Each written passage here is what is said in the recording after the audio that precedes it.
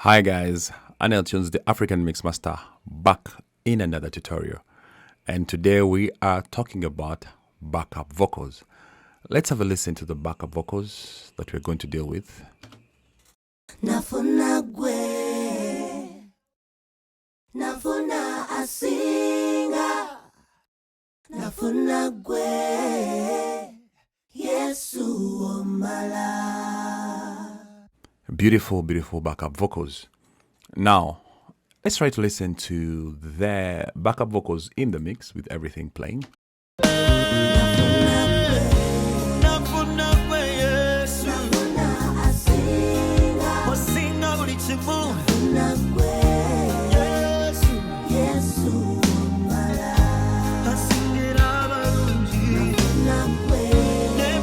Very, very beautiful vocals, very beautiful song.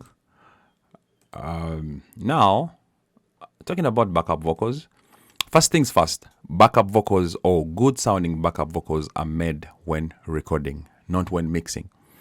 Very many producers, very many recording engineers think that the magic is at the mixing level.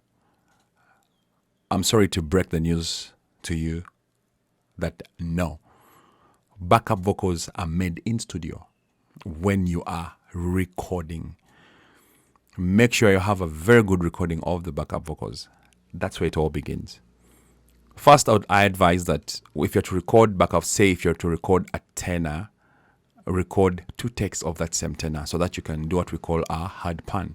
Like you see here, I did a pan maximum left, maximum right of all these backup vocals. Why? Because I have 2 takes of the same voice. So it's a tenor 2 times, alto 2 times, soprano 2 times. Yeah, 2 takes. What I mean by 2 times, I mean 2 takes or 2 recordings. This helps us have a balance of each recording or of each voice in both the left and the right speakers. So you get that wide stereo effect.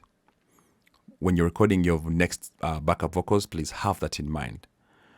So if in case I had received this song without 2 takes of each recording, I wouldn't have that wide stereo effect in my choruses or in the parts where the backup vocals come. Why? Because I will not do a hard pan. I will only do, say, a 20%, say for the alto, a 20% or 15% for the tenor, just to a place whereby at least I can hear there is a tenor in the left and the right speaker, and maybe there is more of an alto in the left speaker and the tenor in the right speaker. And that really robs me of the luxury to get that wide effect, that feel-good effect. So backup vocals are made in studio when recording. Then number 2, it is the balancing of the backup vocals. Make sure, let's take an example here. If I'm to solo just these ones here. Nafuna gwe, nafuna asinga, They must sit well with the other voices. nafuna gwe, nafuna asinga, nafuna gwe, nafuna asinga. So you hear not one vocal really outshines the other. There are many vocals, but one block. Yeah? That's how they're supposed to be. And that comes just with balancing the volume faders. No effect whatsoever. Backup vocals are made by balance, not by effects. If you get the right recording, number 1. Number 2, then you get the right balance. And then number 3, they should be playing a supportive role, not a lead role. For example, if I'm to play these backup vocals with my lead vocal here. Nafuna gwe, nafuna asinga, nafuna gwe,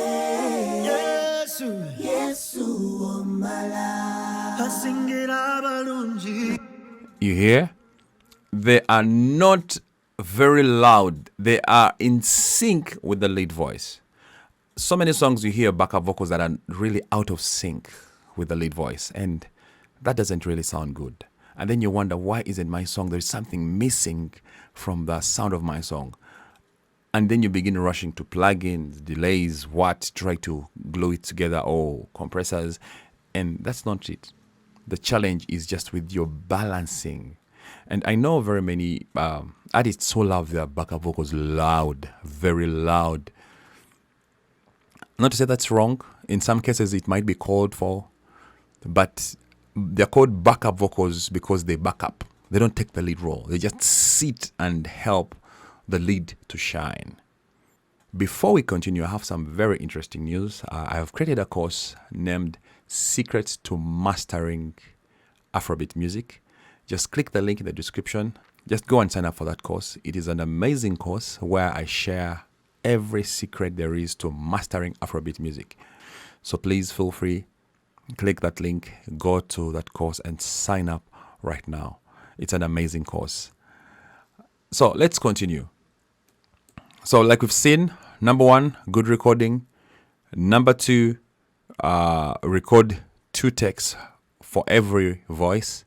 And then number 3, balance the backup vocals so that they are in sync. For example, tenor doesn't have to be very much louder than the alto. Maybe if it's called for, if it's to be louder, it has to be slightly louder. And then number 4 is it. Try to keep the backup vocals playing a supportive role. They're not the lead vocals. They should be in sync with the lead. The lead should be a little bit louder. And that way you will get very good backup vocals. And I don't want to make this video very long. See you in my next tutorial where I'll be sharing more on the effect side or how I effect the backup vocals. Don't forget to click the link in the description. Go and sign up for that Mastering Afrobeat course. Very beautiful course, very amazing course. And see you in my next video. Bye-bye.